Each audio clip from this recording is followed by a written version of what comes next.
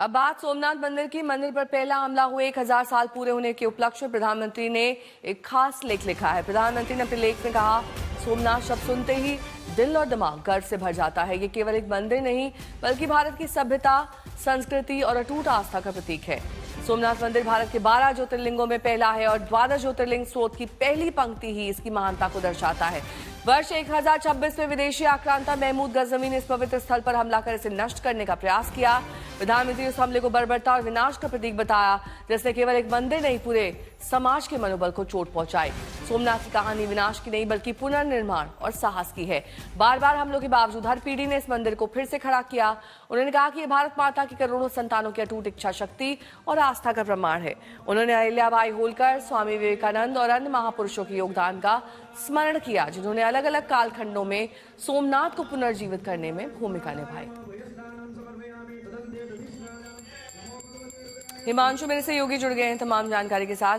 हिमांशु, जाहिर तौर पर एक विस्तृत ब्यौरा इस व्लॉग में प्रधानमंत्री द्वारा। देखिए, बिल्कुल 1000 साल हो गए मोहम्मद गजनी के द्वारा जब सोमनाथ मंदिर को जो है ध्वस्त किया गया था और उसका फिर जो है जीर्णोद्धार किया गया। लेकिन एक चीज जरूर है, प्रधानमंत्री ने कहा है कि भारत की आत्मा जो है शाश्वत प्रस्तुतिकरण है सोमनाथ मंदिर।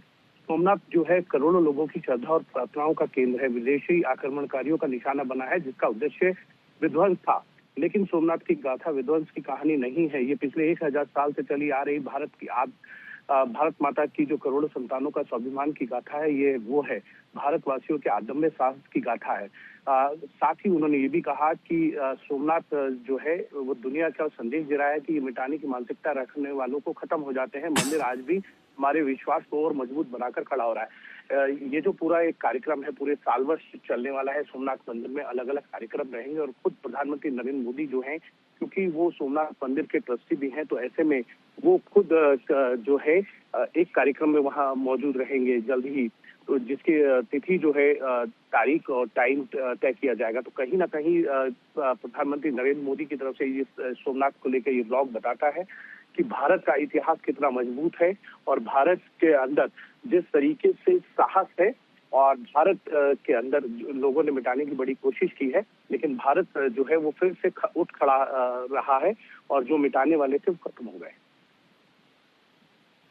इसके अलावा जिन कार्यक्रमों का आप जिक्र कर रहे हैं वो सोमनाथ तक सीमित है या फिर जितने भी ज्योतिर्लिंग हैं?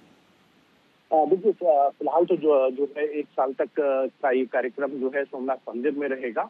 लेकिन इतना जरूर है कि कई कार्यक्रम रहने वाले और पूरे साल भर जो है ये कार्यक्रम चलेंगे। उनमें से एक कार्यक्रम की जो शुरुआत है वो प्रधानमंत्री नरेंद्र मोदी के द्वारा की जाएगी और वो उस कार्यक्रम के जो तारीख है उसको तय होने के बाद होगा और प्रधानमंत्री की जो उपलब्धता होगी उसके हिसाब से तय किया जाएगा। लेकिन इतना जरूर है कि सोमनाथ के विध्वंस के 1000 वर्ष पूरे हुए हैं और सोमनाथ मंदिर का जीर्णोद्धार के बाद जिस तरीके की आस्था लोगों के मन में हमेशा रही है सोमनाथ को लेकर, क्योंकि सोमनाथ जो है 12 ज्योतिर्लिंगों में सबसे पहला ज्योतिर्लिंग माना जाता है और ऐसे में इस आस्था को और अटूट विश्वास में करने के लिए पूरे साल भर ये कार्यक्रम चलने वाले हैं।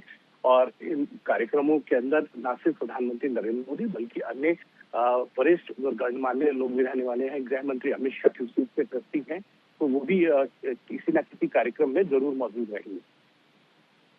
बहुत बहुत शुक्रिया इस तमाम जानकारी के लिए आपका।